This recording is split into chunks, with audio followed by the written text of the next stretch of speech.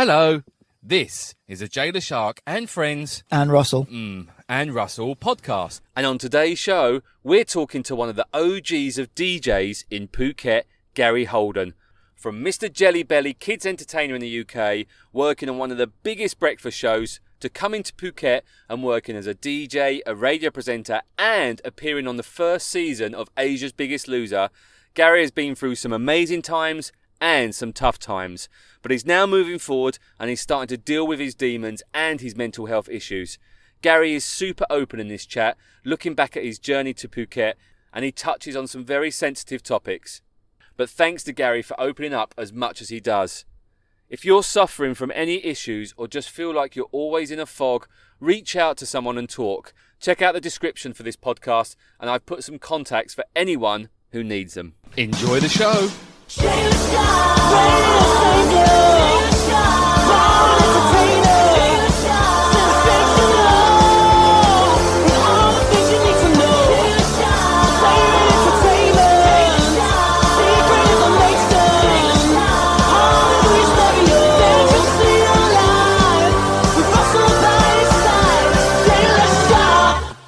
Welcome to the podcast. Welcome to the podcast, Jay. Welcome, Gary. It's good to have you. Gary Holden, the OG of DJs on the island. Oh, I spent all night thinking about that opening sentence. Did you? That's Do you it. know what, That's all I've got. That's all you I've can got. tell. Yeah. You can tell. That is all I've got. Yeah, and we're both scratching our heads about it. Anyway, thank you for having me. It's very lovely to actually get out of the house. Well, you're very welcome, and I've just walked in to interview you, and you're about to tell me that you're about to leave Phuket. Yeah, we can get into that a little bit later. So Yeah. is this a Phuket exclusive? That's the bit I want to know. Or is this common knowledge already? Well, I don't We're think the anyone last to gives a find out. toss anymore about the OJ and the GH anymore. Let's be honest. You know, oh, he's done the Biggest Loser. He put the weight back on. He's depressed. Tell him to fuck off. That's basically. Oh, I'm not allowed to say that. No, you can use the F-bomb. Okay. We're all right with So the You now can't F-bomb. say we're cunt, absolutely but you can fine. use the F-bomb. We can't say the C. Correct. Okay. Well, it just means I have to go and edit Russell's C words out, and I just can't be bothered to be. You know, to I be know. perfectly honest, My it is a mum's pain in the listening, ass. so. Yeah, I do. I've been pretty good lately. I've toned it down a wee bit. You one podcast in, yeah, you've done really well. Yeah. Dicks. Gary Holden, legend of the Phuket DJ scene, of the Phuket entertainment scene. How you doing? When did you get here? Not as into Canine Point Academy where we are right now. And if you Which do is want about your 20 dog minutes trained, ago. come here. When did you get to Phuket? 2004, just before the tsunami. Just before the tsunami. Yeah, and leaving after the virus. Yeah. So you've been bookended by two Bookended. massive moments in history. That's, Yeah, I've lived through 2 coups. Yeah. I've survived the plane crash in Phuket. You could have a hell of a T-shirt printed up. You really could. That's what the virus is all about, just to bring back those T-shirts. We survived. Yeah, What, we're on the back with a little yeah, do you tick, remember- like a Yeah, little rock concert. SARS, bird flu, and all Yeah, of they that. had Yeah, it all. yeah. Now you just got virus, Yeah. Trump. So whatever. 2004, just before the horrible tsunami. What was where were you before that? Well, I was actually in UK. Came here on honeymoon back in beginning of 2004. Just for a holiday? Honeymoon. Yeah, but that's a holiday though, isn't it? Is it? I don't know. I never went on a Well, no, honeymoon. I mean, the thing was, back in the UK, I used to be an children's entertainer, family entertainer, and I hate children. But I make a lot of money, and I did very well at it in the UK, and I managed to get into doing Premiership footballers' parties So- for their kids. So I got to do very well. How did... Whoa. What? Before we get on to the honeymoon, so what got you into... Take us back to the children's entertaining stuff. Well, I was Mr. Jelly Belly. Right. How did I get into it? Yeah. Well, obvious. If you don't work hard at school, kids. There's only thing you can do when you're dyslexic, been in boarding school since the age of 7, Where did you came grow- out with no qualifications. So where were you growing up in the UK? I was in boarding schools. But From where- the age of 7, my parents sent me. They loved me. Oh, Jesus. And whereabouts in the UK were you in boarding school, though? All over. Okay. I didn't stay in one for very long. Right.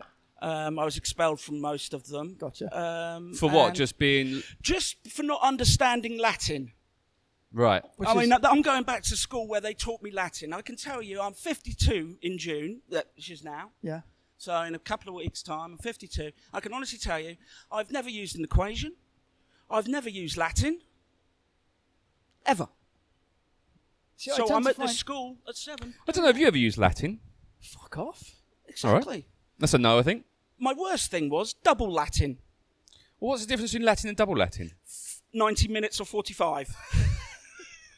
Put 'em chat. You've never done boarding school, have you? Oh, no, I haven't, no. It's like No. a prison for rich people. Yeah. And back then they didn't know anything about dyslexia and stuff like that, so I struggled my whole time. That's how I got into clowning. Okay. Because Clowning? Yeah, I actually went back to one of my old schools, and the headmaster had put that I would be a clown, and I wore my whole clown outfit and went to see him.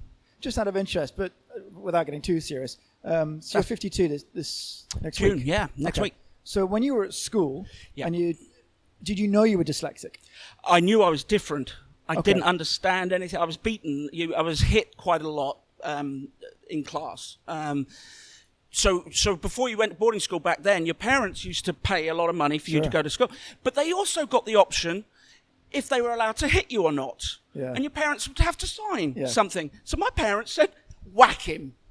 So, I really didn't have a great childhood. Sure. But also at the time, people didn't know much about dyslexia, so No. they just thought, well, you're just being a difficult twat. Yes. Right? And then It was horrible. that's just the vicious cycle. Yeah, and I've left with no qualifications, and I had to go into something that I enjoy. I can't work for other people.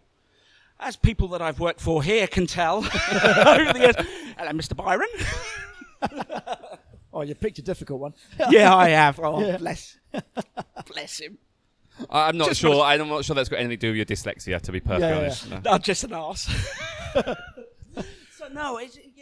Did you find it, because I can semi feel your pain. You're a little bit older than I am, and I can semi understand where you're coming from.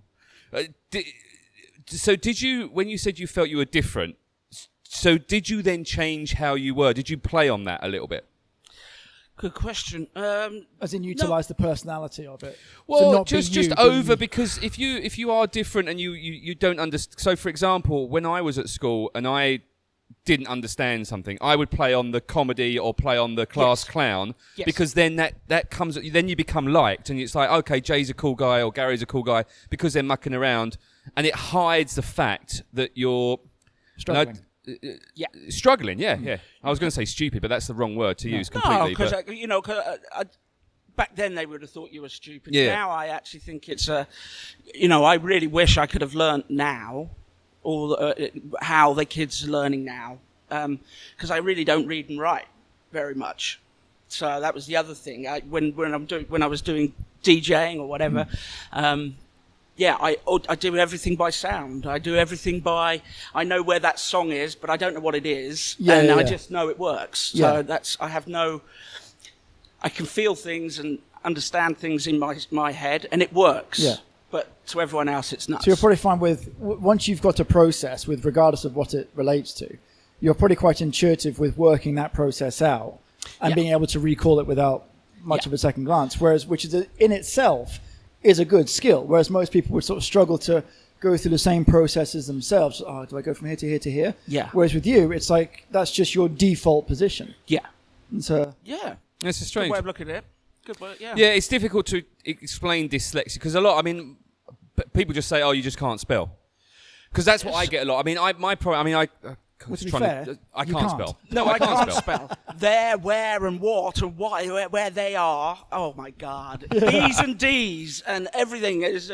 No, I mean, with me, I can read something, and I can be trying to write what I'm reading, but it's totally different to what it's actually on the paper. So- I never read books, because even though I have imagination, and people think, oh, you must love books, I can't read books. It can't hold my attention. I've understand read that. 1 or 2 books out probably of in my interest, life. I saw this on Facebook years ago, but it's done the rounds.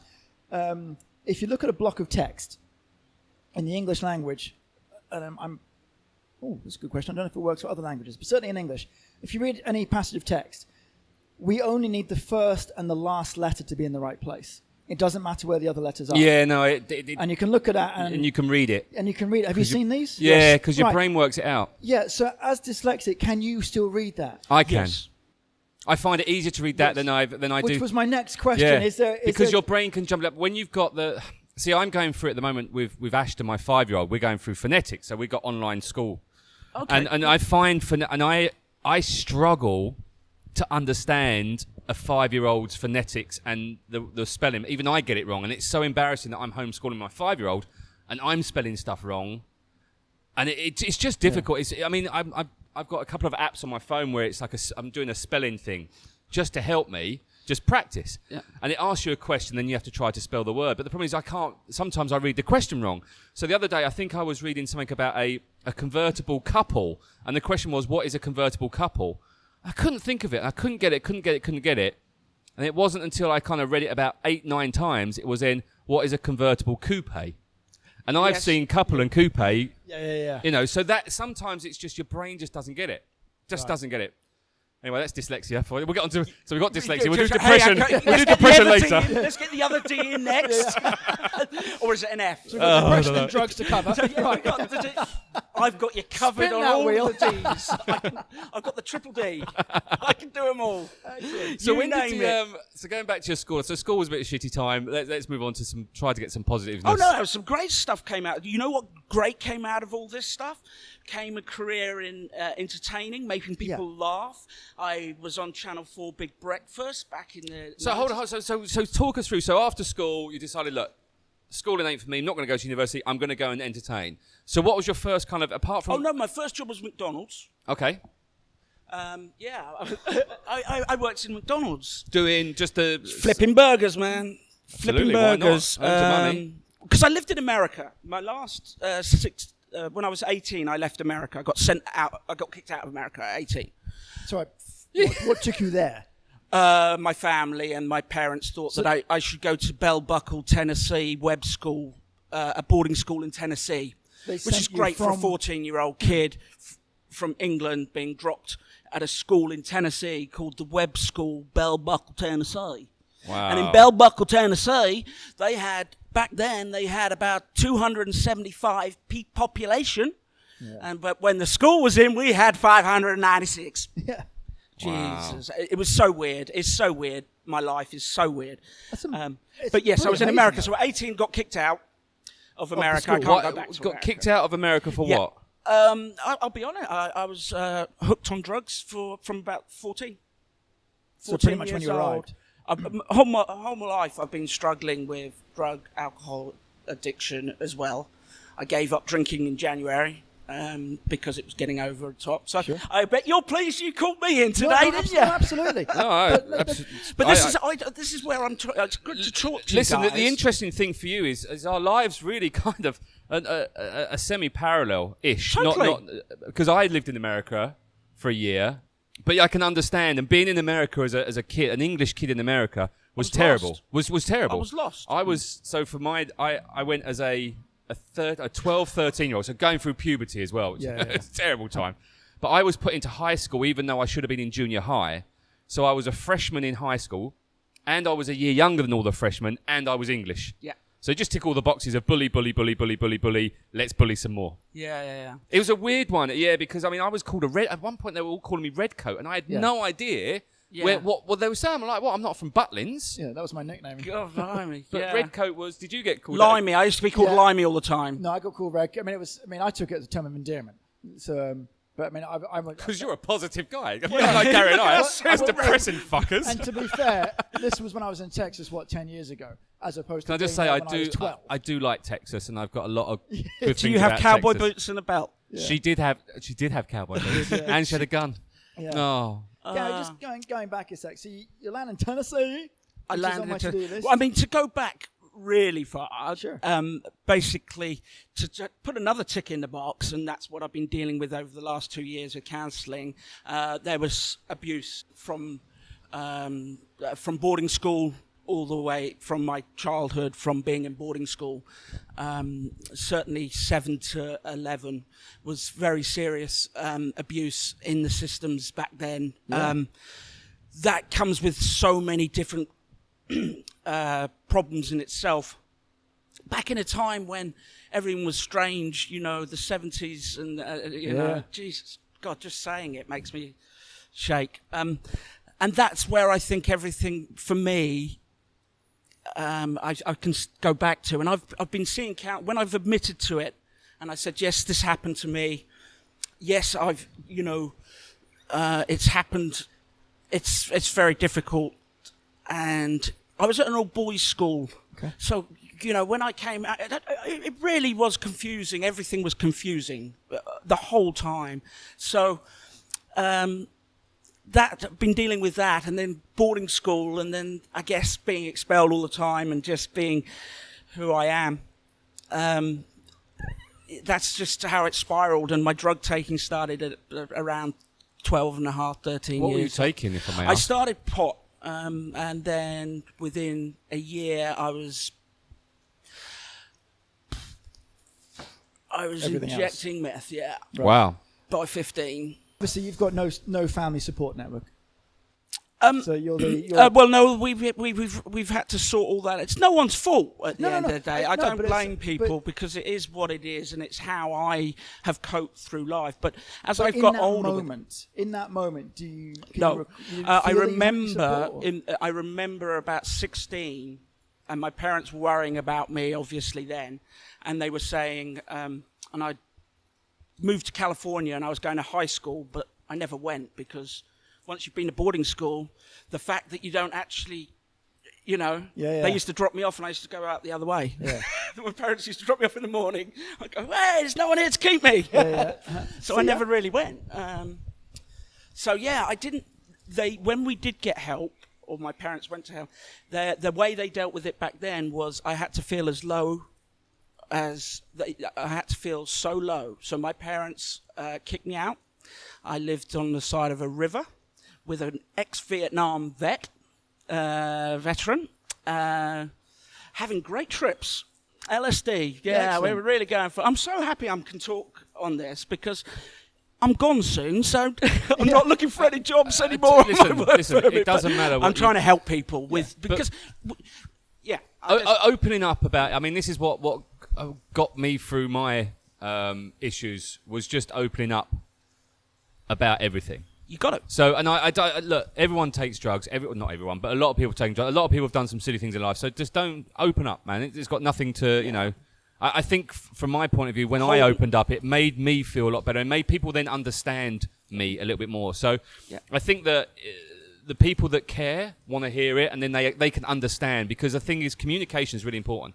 And if you don't tell people how you're feeling, and it's like I walked in here, I'm in a pissed off mood, I'm in a really bad couple of days, I need to tell people I'm in a bad place. No matter what you guys do, nothing's going to change the fact I'm in a bad place. Yeah. So I think communication is really key. So don't worry about it.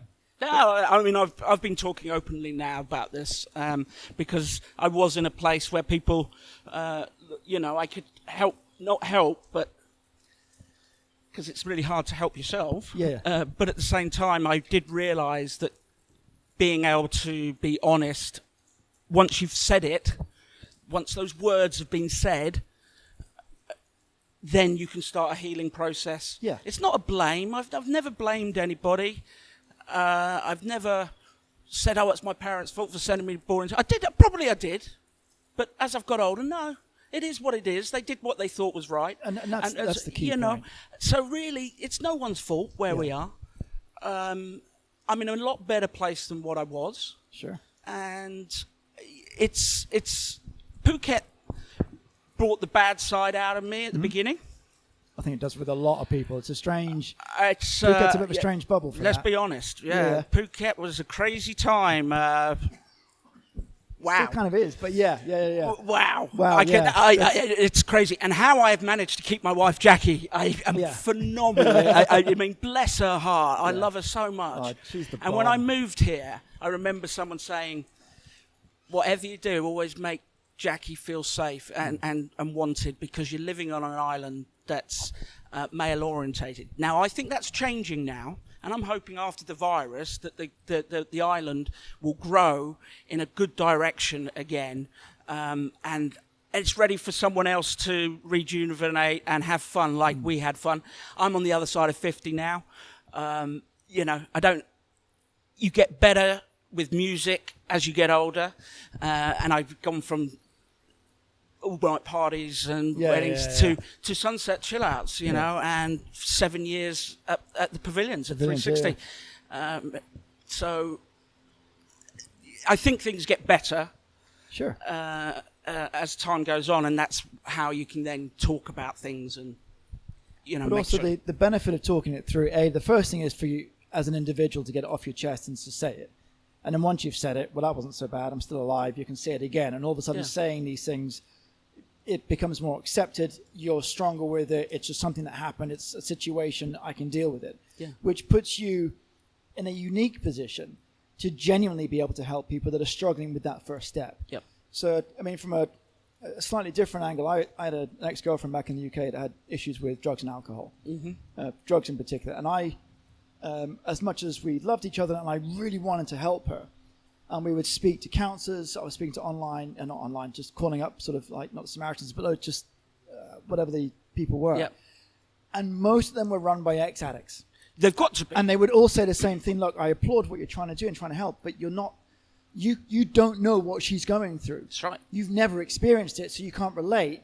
And she knows that, so it's always going to create that division. Totally agree with that. So, and it's the same with a mental health issue, or any issue really. If you're in a really unique position to, as much as it's been painful, it's been hurtful to go through it, the way to utilize that and to push that back is to at least help someone else. Yeah, and that's what I try to do. Yeah. And that's the I've bit we have I've to talked to applaud. people about. I mean, my alcohol.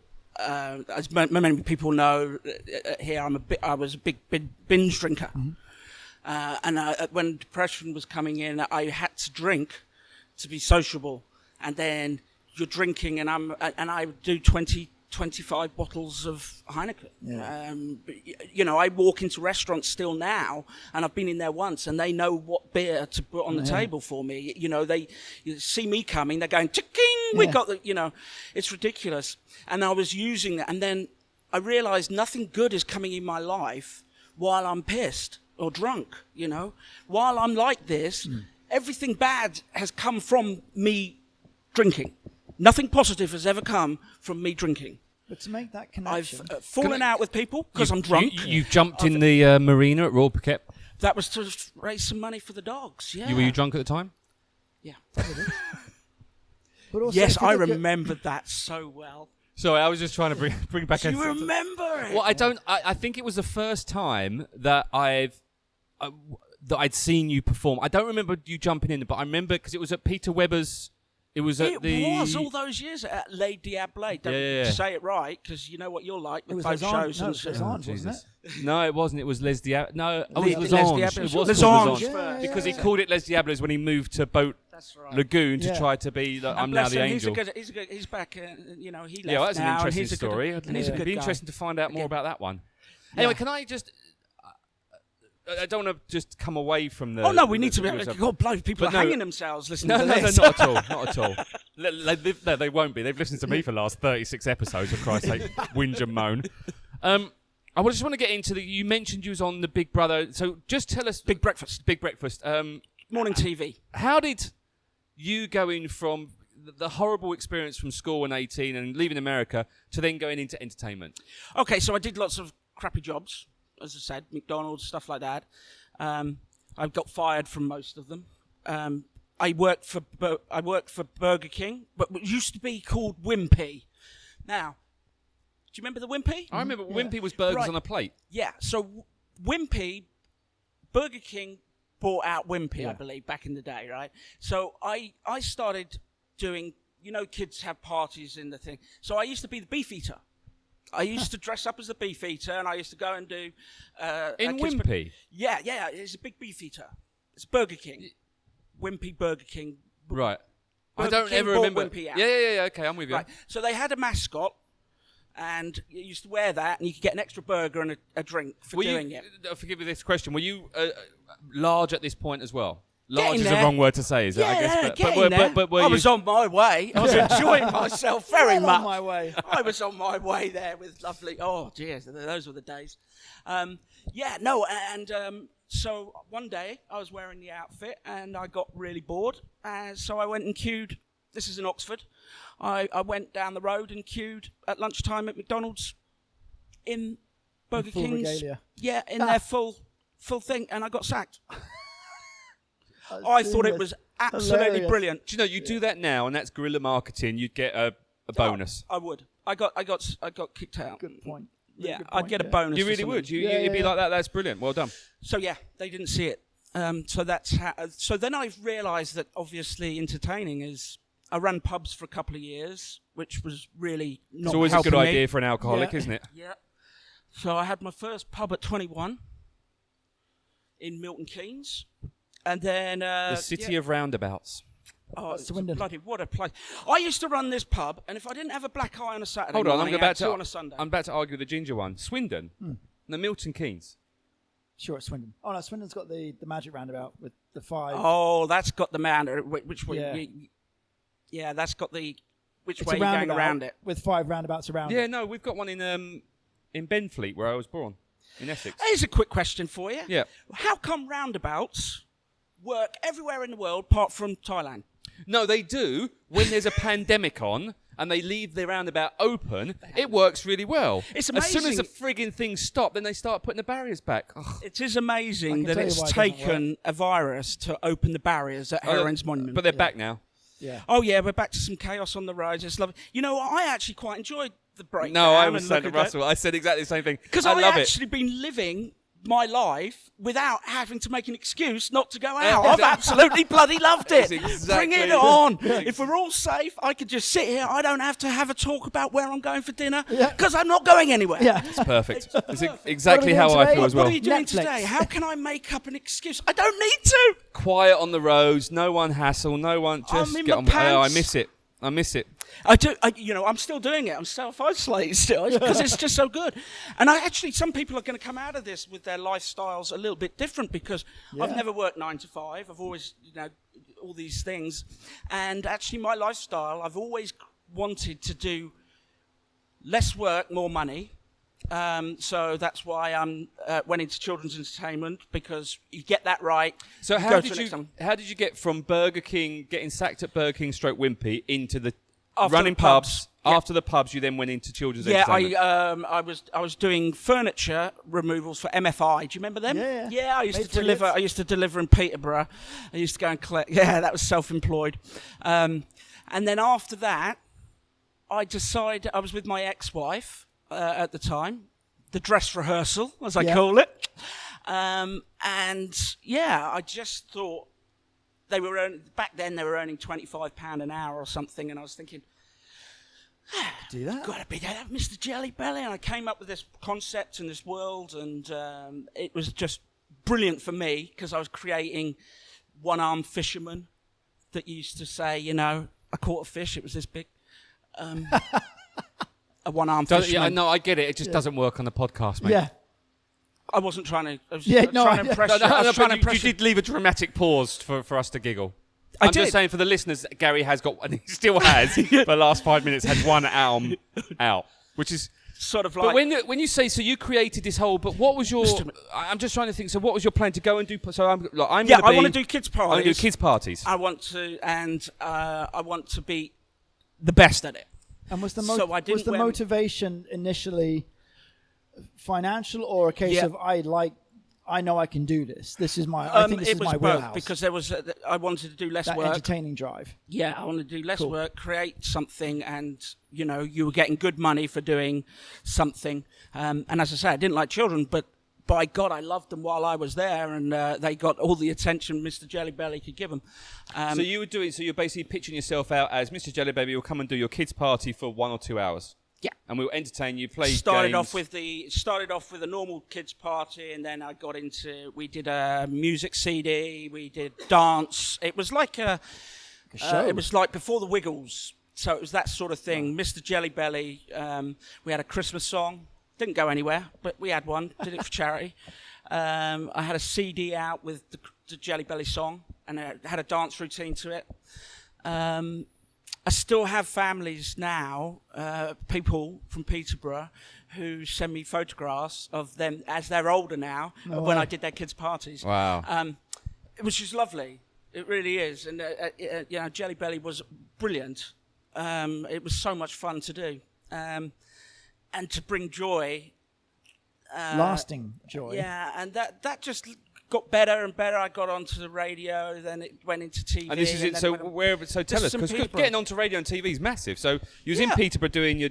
I was doing Jelly Belly, and then I hooked up with the local station there, and then schools on a Wednesday used to phone up, and I would go and take their assembly as Mr. Jelly Belly and turn up in the station's car and go and run a school assembly for 20, 30 minutes. That's what they won. So the kids would all be phoning in, and then I would turn up. That's fantastic. And that's run old school, proper local radio. Yeah. Oh, it's absolutely brilliant. Yeah. That's the kind of stuff I have to say I do miss that a little bit. Well, we all do, don't we? It's like we all look back at those times. That's proper community-centred, that is. But that is totally, I mean, that is to be part of that's what radio was, to be part of the community. And to me, that probably is still there back in the UK. That's where it misses a trick here, is being part of the community. Yes, I totally agree. I think radio has got a huge place in people's lives. And Absolutely. I think it's lovely.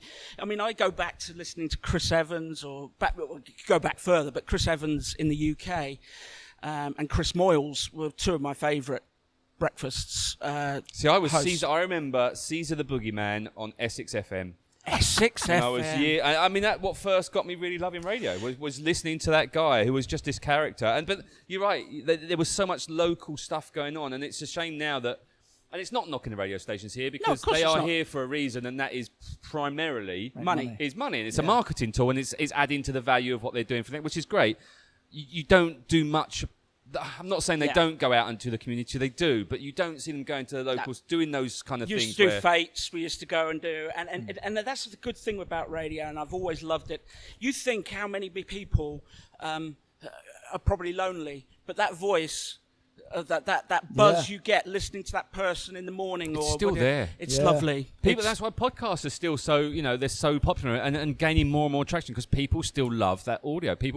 But there's a big difference between a podcast and live radio. Oh, no, completely. I do listen to my podcast, but I much prefer live radio because I know they're there right now. I'm listening to someone, and they're a billion miles away, but there's that connection. It is a very weird feeling, isn't it? Yeah. Being on the radio. Certainly here, because you don't think anyone's listening. And, of course, half the island you can't hear. But it is. Come on. So I think there is something to go with the digital. Maybe FM isn't ever going to go, but I think I think we'll end up more digital. People are getting used to. That's why podcasts are taking off. People can jump in their car, boom, bang. Yeah. But I also think podcasts are changing, and podcasts are becoming overly more produced. Yeah. I mean, if I really would think about it, I should go and do more production on this podcast. I don't, I'd edit Gary Holden out for a start, mate. That's a lot of editing. and then that was a lot of editing. I mean, just editing Russell's swear words out enough. Yeah. But it's also, they're now doing live podcasts, video podcasts. It is evolving into different things, but technically it is still radio. It's just not on the old classic FM kind of channel. Yeah. But it's still there. Yeah. So how did you go from then? So you went from radio, local community, into TV, you said? Yeah, doing TV, doing TV appearances, did the warm-up for the Big Breakfast on Channel 4, so we used to get down there at about... 3 in the morning? Yeah, I was just getting in. So the Big Breakfast was a Channel 4 breakfast show. It wasn't related to kids, though, was it, the Big Breakfast? It was mental. It was related to more of the older teens. It was mental. I could not... They used to have puppet Zig and Zag. Oh, and I remember just couldn't... Zig and Zag in the bathroom with Chris Evans is just probably some of my favourite TV. 2 aliens in a bath at 8:30 in the morning. It's just so random. Zig and Zag as well. Pack of Rizzlers. See, so normally, a lot of comedians do the warm-up. A lot of the... Sorry, it's made me giggle. Have you only just realised? Zig and Zag? No, I did. They were Rizzlers, guys. I have just... It's just kind of tweaked. A lot of comedians will go... Like, Peter Kay was a warm-up act for TV. And a lot of them, the stand-up guys, did warm-up. So was it something you wanted to take from there or not? I did. And I wanted to go further. But I had this past... That was still there? Which was abuse. Whichever way, sexual abuse in the family, however you look at that, I knew as I was getting older, that story's going to come out. And as you got popular, if you got famous, that would come out, and then they'd go, oh, you're a children's entertainer, and I freaked out. It was getting so good that I actually decided to move away from the UK so that I would fail. That's how I see it now. Wow. Because people in the UK like to bring you down. They build you They up, bring you down. you They can bring you yeah. everywhere. And a children's entertainer has a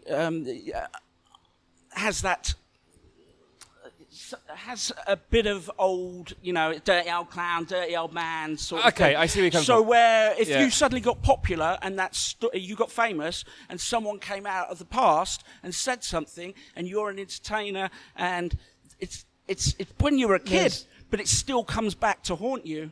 I can't do it. Well, I left. I think what you're saying is interesting because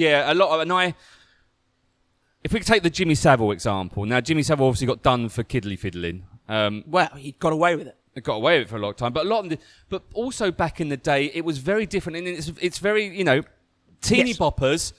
I mean, were jumping over these people to be with them, and then all of a sudden, 20 years. And I'm not saying right or wrongly, but then 20 years later, they're saying, "Oh, blah blah blah, touched me when I was 14." Yeah. And you know what? The celebrity thing, though. I'm not disagreeing. That's a different. You'll explain it better than I will. No, I understand what you're saying, which is a case of it's not so much it was a different time, so it was allowed. That's not the argument. It was a different time, whereas everyone's coming out saying, yes, this person put his hand on my ass.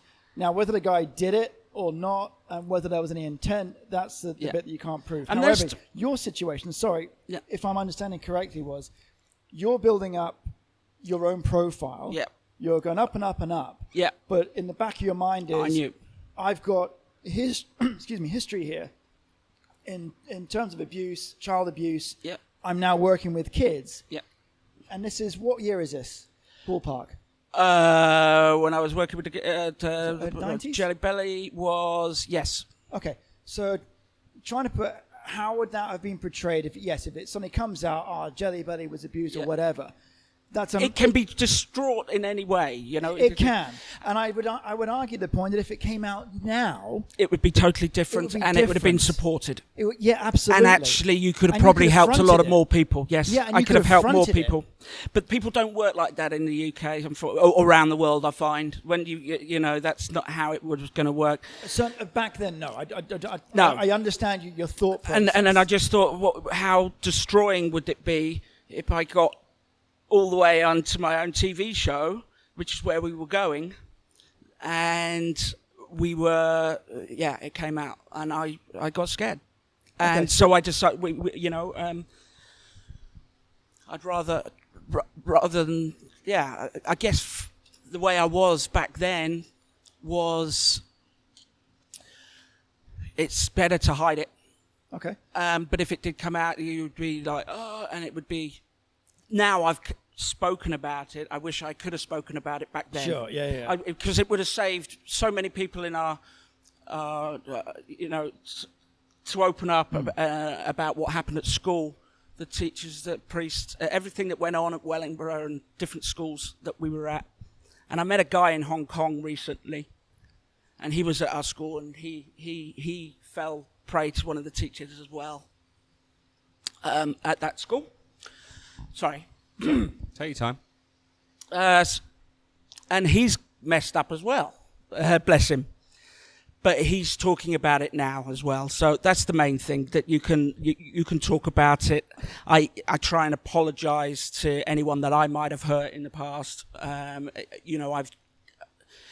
It's a very strange situation. And listen, you just said something there, kind of resonated with me a little bit. You said that you wish you'd have said it before because you could have helped lots of people. Yeah. I disagree. You're saying it now, which means you're about to help lots of people. So I think you should never say, I should have said it. I mean, I should have said it years ago that I was depressed and suicidal.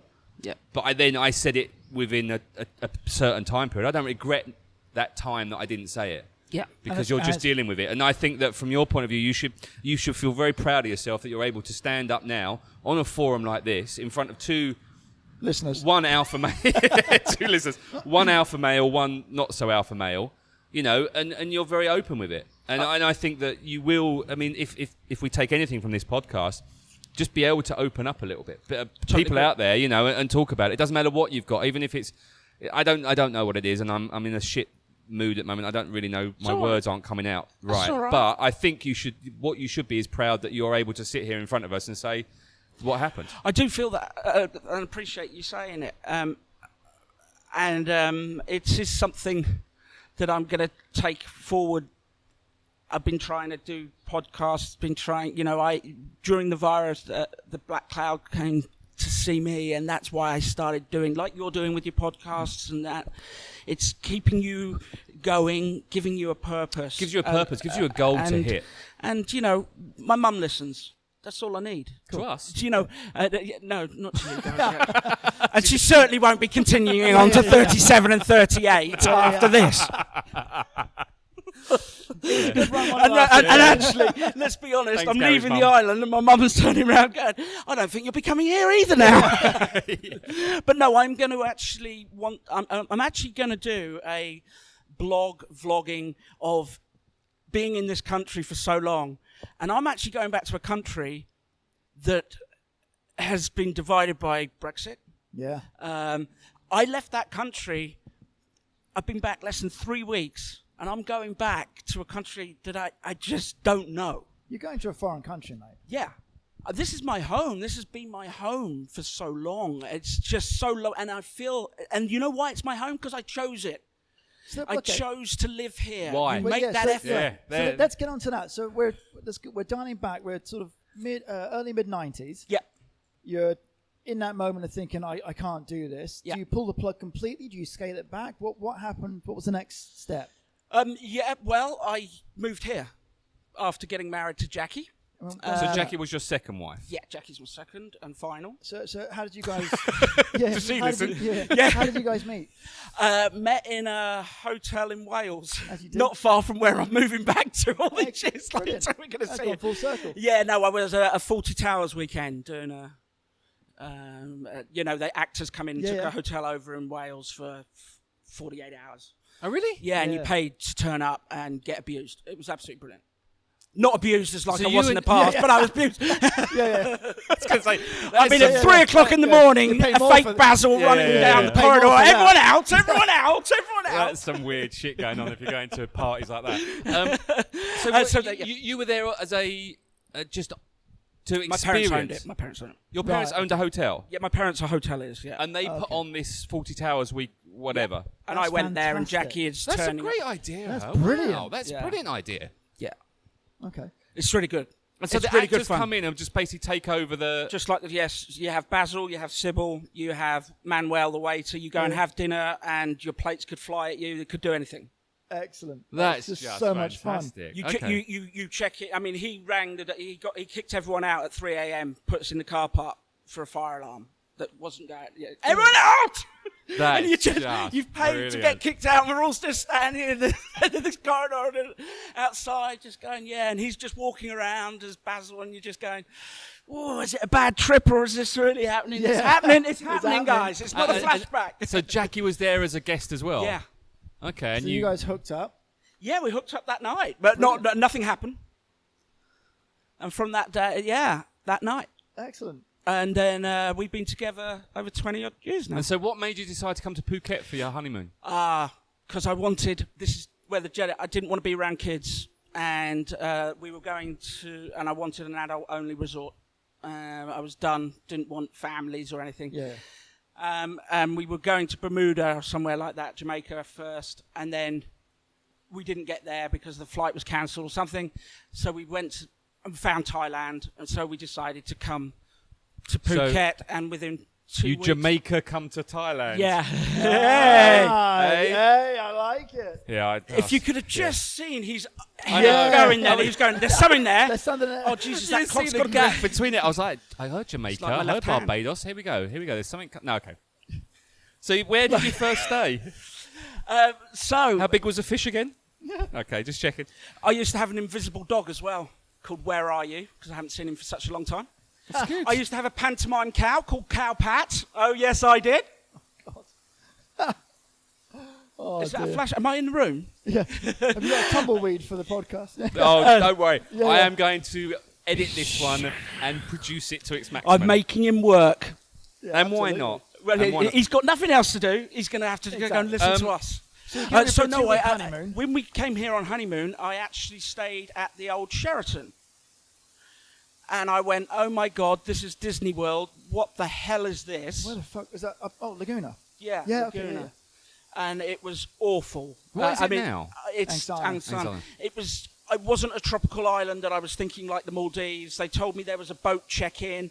I was thinking because in the Maldives you get a speedboat or a plane to your island. So That's very different from Laguna's little. So I turned up and I went.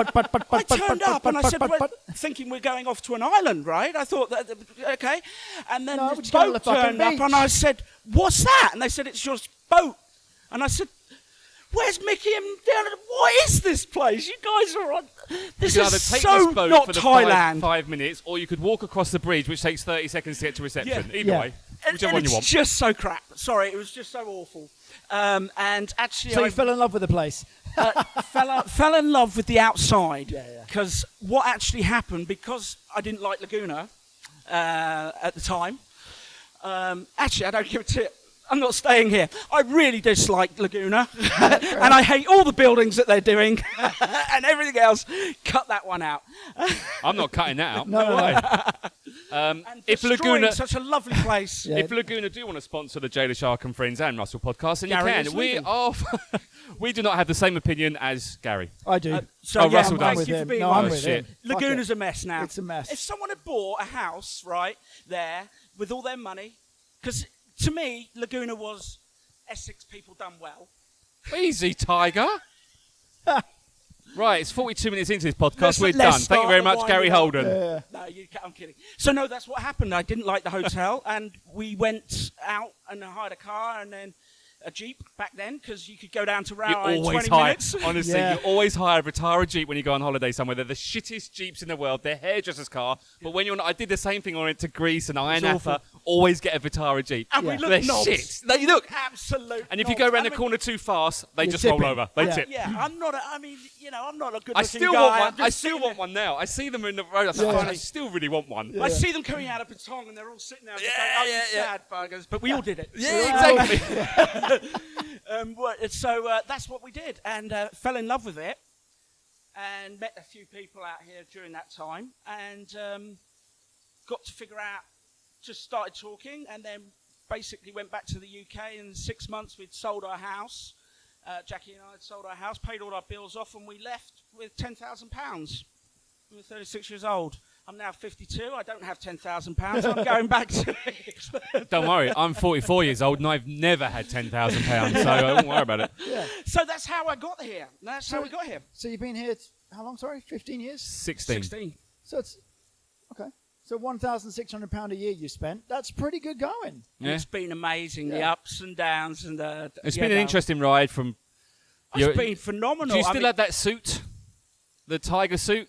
I do. I threw it away yesterday. No way. You know You should why? have sold that for charity. Someone would have bought that. Yeah. What, my pimp suit? Yeah. That was weird. That was a random thing that I used to wear. That was I got a job. I don't know. I had a job. I can't think of what it was called now. They were opening up like a car jockey. They were trying to. It was a French guy. Opposite where Taste is. Follies. Yeah, Follies de Yeah, Phuket. yeah. So I was their resident DJ and Full regalia. whatever the person I was. Well, listen. And look how good that turned out. Yeah. That closed. You are leaving the island. Yes, I am. Which is a shame. And you have, like I said, you were the OG of DJs and entertainers on the island, and we all came in after you. And there's more people that are coming on. And like you said, Exactly. you know, society moves on, life moves on, youngsters come through, and especially within this industry, the entertainment industry as a whole. Which is a shame you're leaving. But, you know, hopefully it's a positive thing, because you sound much more positive and you're starting to deal with demons. And I say more positive, and then I saw your face light up then, which is not positive. But listen, you're dealing with demons, and I think that it's always small steps for everyone who's dealing with whatever they have to deal with.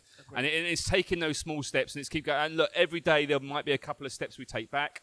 I know that for a fact, and I kind of feel your pain. You're a lot...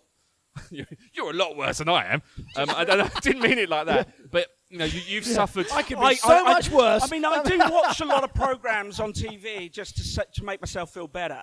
I'm sitting there. I don't know if you've seen Channel 5, Fat Shut-ins. It's about overweight because I had that experience over here as well. There's so much, and unfortunately, The Biggest Loser. You're on The Biggest Loser. Can we cover that? It's amazing. Hey, are you going to do an extension because of me? Yeah, absolutely. No, let's go for it. I wanted to ask you about that. Can I just point out, for those who can hear the rain in the background, it is because we're sat outside. It's beautiful, isn't it? Of Russell's dog training facility and luxury kennels. And I must say, it's bloody lovely. And if you can hear the rain, I can't edit that out. Sorry. How much is a room, by the way? Because I tell you what, that's better than some of the rooms I've stayed in. Your dog room's sweets. I mean, God, blimey. So tell us, because I remember when I first came to Ireland, I think you just were about to go on to, or maybe a year after, to go on to The Biggest Loser. So tell us of that experience and how did that all work? That was weird. So I'd been overweight all my life, obviously, for different reasons.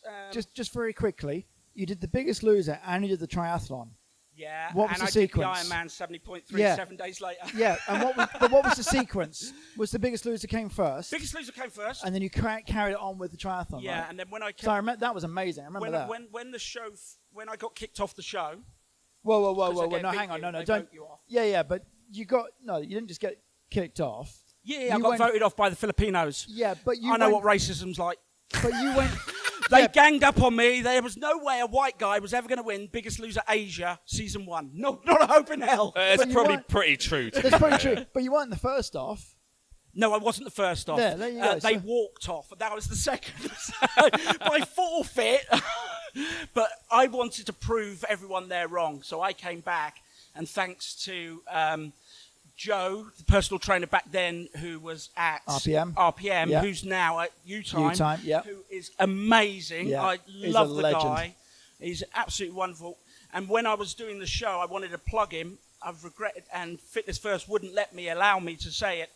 And I remember him watching the show and thinking he was going to get his thing, and I'd said it, and they edited it, and they cut it out. And that guy deserves a medal. Him and Darren Hancock, that are two people that took me from that space, from a drinking, drug-taking, and I still did those things too while I was training, let's be honest. And he said to me, why don't we train you for an Ironman 70.3? And the Laguna Triathlon the week before is part of your training, not the race, right? Yeah. The race is for the 70.3. Yeah. And it was amazing. And he put me on a program, and I just tuned into it, and I went, right, let's do this. Because I obviously wanted to make money, so I was thinking, what a story, Biggest Loser, get on there, come on, set up a health camp, sell it, right? Always looking for the other... I was always looking for the other spin. What did you go, weight-wise, what did you go from? I went from 125 kilos to 79 in 5 months. Holy shit, bricks. I didn't even do that with meth. Which you probably did. I didn't even do that with meth. Can I just say... And I put the weight back on, and it's back off again. I'm sitting at 115, but weight now is not an issue to me. It's weight can go away. Can I just say, congratulations, I've never done a triathlon. I know that old Rockstar over here next to me has done about 50,000 of them and all sorts of medals that he's got hanging up in his house. You've also done a three-legged race that none of us have done either, mate. So well, no, that's not a good thing to talk about a three-legged race. I remember it very well. It was fucking horrible, and I still hate him for every part of that, and I will never have a coffee with him again. We need to do a rerun, by the way. No, we don't. There's no running involved. But just from a positive point of view, I've never done a triathlon, and I would never foresee myself wanting or even thinking I could do a triathlon, physically do it, I don't think. And whatever a 70.3 is, it sounds hard work. Yeah. And I don't think I could do that either. So from you going from wherever you are and all your problems and everything, from doing that, you should, there's points where you should grab and be really, really, that's fucking amazing. Yeah, I mean, back then, I was training. I mean, all I've got is I failed at a three-legged race. Yeah. I mean, that's my positive thing. I think that's bloody brilliant, though. What, failing? No. Well, you know what? Makes us better people. Well, no, you're right, because you learn lessons and you learn from your mistakes. And my mistake was to fucking listen to Russell and to do it. And I've learned from that. And now you understand why you got 2 feet and you could start walking yourself. You don't need to tie yourself to anyone. Yeah. But no, actually, you know what? We filmed that was filmed as well. That journey was all filmed by some TV company, and ESPN filmed that all. And it was amazing. And actually, to be honest, I wasn't tired. I had done so much training. I actually had to fake how knackered I was at the end because Brilliant. I wasn't knackered. Wow, that's amazing. And that's how fit I used to be able to go. This is so amazing in my own head when I look back at it. You know the hills to Nighton. Sorry, Hills. Yeah. So I Out used to and go back. out there and go, I don't understand why anyone would want to cycle up here without a motor on it.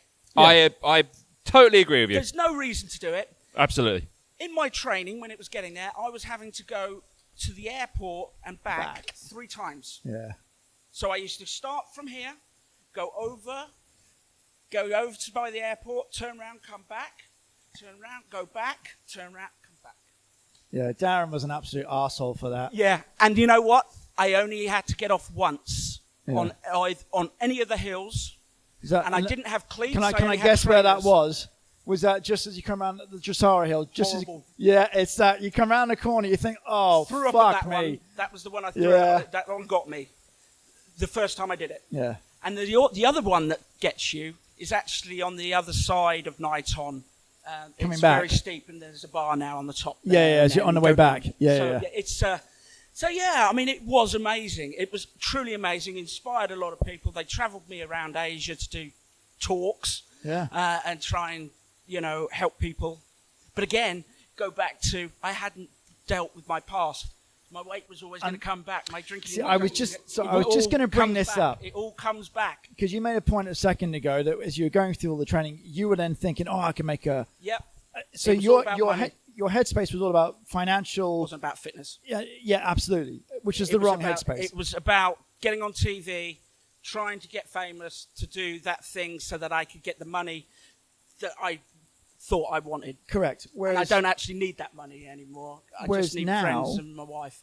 Yeah, and whereas now your headspace, in terms of now dealing with all the emotional baggage from back then, puts you in a better headspace. I think so. No, it 100% it does. But and again, that allows you, because you'll be able to talk to people that need the help, that don't recognize that they need the help, and you'll be able to see, I know exactly where you are, and you genuinely will be able to see that, whereas we maybe not. I see that with the drinking, with the beer, because I binge drinks all the time, and I was saying to you earlier, guys, that nothing good came when I was drunk. I mean, anything that's bad that's happened here is because I've been drunk. Yeah. When I've fallen out with people, it's because I was drunk. And I needed to be drunk to see people, and and it was just a cash. It was just, and I actually saying to someone, I've got a drink problem. They said, well, Gary, you don't drink every day. I don't drink at home. And I said, no, but I binge drink probably 3-4 times a week, and it's probably on a Monday, Wednesday, Thursday. Most people go out on Friday and Saturday. I'm working, so I'm pissed Monday, Tuesday, Wednesday, binge drinking. And I sat there and I was saying, I'm an alcoholic. I've got a problem. I'm an alcoholic. And everyone's going, you're not an alcoholic. You don't wake up in the morning, you want a drink. And I said, yeah, but I can't stop once I've tasted beer. I don't drink spirits, but beer. I can't stop. And then it leads to whatever craziness I do. And then what was I trying to say? This is another thing that's happening now, memory. So when I said to people, I'm an alcoholic, and they were saying, no, you're not, I went back to the house and I Googled, am I an alcoholic if I binged, Yeah. And do you know what the answer came up? You Googled it. Yeah. I think you got a problem. Yeah. If you're asking the question. You're asking me a question. It's really funny. Yeah. I've done exactly the same thing. January the 7th, I stopped. Well, congratulations. Look, I mean, and I haven't. I will drink again, but I just need to. Yeah, no, and I think that I've never had a drinking problem. I just stopped drinking over the pandemic just because you couldn't buy it, and so I just thought, well, there's no point buying it if I can't drink it, and I don't need it. And I found that non-alcoholic Heineken, which was very nice, and that's I just like that flavour. So I'm not really fussed about drinking. But I have Googled about suicide and depression once, and had the similar answer come up that basically said, you're just Googling it, so you're fucked, mate. Yeah. But you're not. You're just at the start of your journey. That's how exactly. I see it. Well, I asked Siri, and Siri just said, "Fuck, mate, you're done. Just go." God, you've on. got so high-end helpers, haven't you? Siri, Alexa. I've heard. I never asked Alexa. I didn't like Alexa. Now, see, you guys are younger, and I'm going back to where all this technology is, this Alexa and that. Can I walk in someone's house and say, because I don't have it, I don't know what it is. Yes, you can. Can I walk into someone's house and say, set an alarm for Yes. 3 a.m. Yes. heavy metal? Unless you and can. then walk out their house. Yes. And then it will play. As long as Yes. they've selected your search. Because I did this with my daughter, just got a phone, who's 8 years old. Don't even get me started on that. But I've set it so only my voice can set stuff on it. So she can't then do certain things on it. So you can set voices. Because I was in my mate's house in the UK probably 2 years ago when I was back for a holiday. And I'm in the kitchen, we're having a cup of tea and a chit-chat, and she popped upstairs, and her son is called Alexander. So, and he went outside into he was just playing in the garden. And my friend said, "Oh, can you just ask Alex to come in a sec?" I went, "Alex!" And this voice behind me said, something like, "How can I help you?" And I was just, and I'm leaning in the kitchen against the window, and the speaker's right fucking there. I had no idea. Yeah. How can I help you? I was like, fucking, What is this? I think someone's here. So I go to the door, open the door, there's no one outside. My friend comes down and says, she goes, "What's going on?" I was like, "Someone just said, how can I help you?" And I'm just, what was that? She goes, Welcome to the world. Oh, she goes, "Oh, is that Alexa? How can I help?" I was like, "Oh, what the fuck is that? What is it? What the fuck is that?" I'm paranoid now, I tell you. So I'm actually going to do a podcast come little vlogging thing. Good for you. Of it's flip-flops to wellies. Nice. That's a Flip great flops name. to I wellies. like that. It's a great name. Yeah. And it's basically my time I've spent here going back now to a Western world that being over here I'm looking at as actually people in America and the UK think they're great. They're really not. They've done it's. I'm not looking forward to going back. Well, I think what you should take is not what the media portray as living in the UK and not what a lot of people who live in Phuket say. Because I mentioned about going back as well. And no one's like, "What you want to go back for? It's so beautiful here. It's shit there." And listen, It was beautiful here. It was. There are still, And we had our day. but there's beautiful places everywhere, and it's about how you feel about the place. Totally. Like when I go back to the UK, I go and stay in the New Forest with my parents, and it is the most beautiful place in the world. I adore going back. People say, "What do you go back for?" It's like because I love it. It's beautiful. Yeah. So yeah, okay. If you went back and into the middle of Birmingham, Yeah, I am It's- going into country. Yeah. it's probably a horrible place to go back to. So I think you have to take it with a pinch of salt and not listen to other people and try to have your own opinions. Listen, we're cracking right on, and So that's and I great. apologise to cut you off, and I don't mean to, but Oh, can I come back and do 37? well, we can. You can what I'd I'll tell like to ask actually, you. Go on. No, that's not a bad idea, actually. Once because you haven't got a date for when you're going back, do you? No, at the moment, with all the flights being Yeah, up, yeah, I yeah. can't afford to lose the flight Sure. to book one. So you have to. I'm sitting here waiting, Just waiting, yeah. and they won't let me close my company down because we're in emergency decree still. Yeah, yeah. So you can't close companies down at the moment. Correct. So it's all up in the air. Each day is different. A lot of the time, I'm just sitting in my front room going, "What the hell is going on?" But I'm assuming the likelihood is within the coming weeks I would and say months. 4 months. Yeah, yeah. Because I've got I the rescued the dogs and two stuff, puppies yeah. from Bodie, and then they're going But to be 3 months. what would be good, because we could have a little Zoom chat when you are back in the UK Yeah. and do just a follow-up podcast to see how you're going, but also we could be guests on your podcast. Yeah. I think that's a Of fantastic. flip-flops and wellies. I think that's a beautiful idea. I would love to do that. I'd love to do a follow-up, and we've talked about doing follow-ups before. Yeah, and this yeah. one I think would be Yeah. perfect to see how you're I getting think on. to see how. Yeah. Well, I appreciate you guys. Well, chatting before to we me. go, Thank you. Russell, Through all your ups and downs and travels, Mm. and you've seen a lot, you've done a lot, so you're in a good position to answer this question. Take a minute to think about it if you like. It's a serious one. How long? But do you believe that the Earth is flat? that wasn't the question I was expecting. You haven't asked that for weeks. I know where you were going. Take your time. The Earth. And on that Do you note, know thank you what? very much, Can I Gary just- Holden. Do you know what? If we have plenty of time in the world to discuss that, life's not too bad. No, it's not is too it? bad, no. Exactly. No, the other question is, what things, if any, are on your bucket list? Good. You know, my real bucket list. The best thing I want to do. I'm going to be totally honest. Sure. I want to get absolutely high as a kite and lay and look at the northern lights. Then that might be pretty cool, actually. That's on my list, and to see a polar bear. At the same time? Well, that would be great, because then the gear would be really good.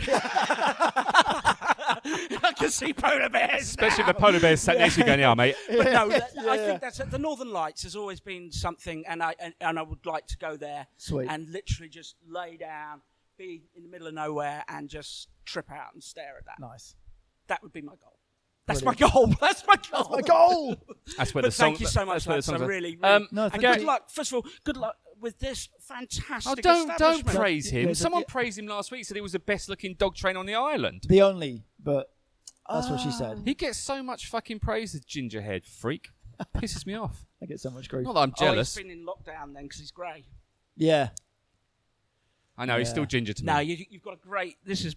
It is a nice world facility class, here at mate. Canine Point World Academy. class, And if you do want to go, World class. Thank you. And I'm doing, as I said to you earlier before, I'm doing a little bit of. I've taken my online courses. I'm nowhere near your level, No. but I'm starting, and to see the difference in the puppies that I've taken. Yeah. And to understand. Just and doing a learn, little bit, it's mate. absolutely amazing, and you do brilliant. a great job.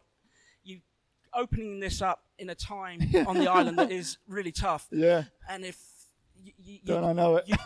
you really deserve all the luck in the world. You don't need I luck because think- you're actually No, I think- you're a good guy and good at what you do. I I think we agree. all need a bit of luck. Yeah, so there you go. That's no, it. I do, you, yeah. on the other hand, Oh Leshark, no, let's move off me. Gary Holden, thank you very much for You're being on welcome, our podcast. Yeah, cheers, buddy. Listen, thank you for opening up. I really appreciate it. I I kind knew of- this would probably go down that path for this one. It's been a tough time for all of us, but I see that you're in a more positive place than you have been probably for a long time, and you're making a move, and sometimes that's the right thing to do. Do you know, just quickly, Mm. when you're stuck in that dilemma of living in Phuket, and you get this as an expat, and people saying to you, don't go back there, it's a shithole. Well, you know what? The biggest problem is actually making that decision. Yeah. If you sit yourself in limbo going, I've got to go back, I've got to go this way, you'll end up staying here, resenting living here. Yeah. I think you'll become the grumpy expat that goes, bloody traffic. Yeah. Oh, my God, it's not like it was in my day when we used to, yeah. So once you've made that decision, it is a lot easier to then focus and then move on. And once you've done that, There you go. it all Well, falls into place. Mate, I mean, we'll see you before you go, but just Definitely. for the pod, all the very best with what comes next. And looking forward to joining you on the Flip Flops and Wellies. Yeah, flip-flops and wellies. Gary Excellent. Holden, thank you very much. Thank you so much, guys. Cheers, Russell, mate. thank you. Best of luck. Thanks, Stay buddy. healthy, well Cheers. and healthy. Bye bye. Gary Holden, legend, OG of the entertainment industry. Okay, I give in. Go on. OG. Original gangster. Oh, okay. Fair Is enough. that, so you didn't know that No, through the I whole honestly podcast? I tried to work it out, so I just give up. Okay, yeah, OG means original. So he is the OG. Gary Holden, mate, he's got a past. Wow. I mean, that went a lot deeper and darker than I kind of thought it was going to go, to be fair. We've both known Gary a long, long time. Yes. Pretty much as long as I've been on the island. Knew about some of his issues, the drinking issue, particularly here. But obviously, there's a reason. And he's dealing with some very, very serious demons. And I give him... I mean, I doff my cap to anyone that talks about their own issues and their own demons. And it's a big step for anyone. Oh, no, it's a huge step. And look, like I said, if he's helped people out, if anyone is in crisis, I'm not sure if you are or you're not, it doesn't matter. But if you're able to talk about anything that is stressing you out and it's making... Because stress is terrible. Holding things in is terrible. So make sure you just let it out. I think for someone like Gary, the position he's in at the minute is as horrible as it is what he's gone through. Where the position he is in now is he's primed to help other people, either that are going through it, have gone through it, or even to see it before they get to that. Oh, mate, he could depth. talk, look, he could go and be a great speaker somewhere because he's had so much experience from different different issues in his life. Yeah. From abuse to drugs to alcohol to being overweight. These are all major issues on their own. And They're major ironically, issues. he was saying his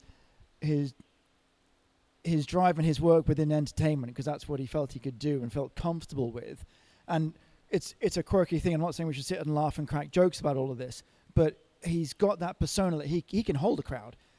Yeah, you know, If he's got one person in front of him, he can sit and talk openly about the issues. If he had 100 people there, he could still do the same thing. And he could carry it off really well. And not make it light, but make it engaging.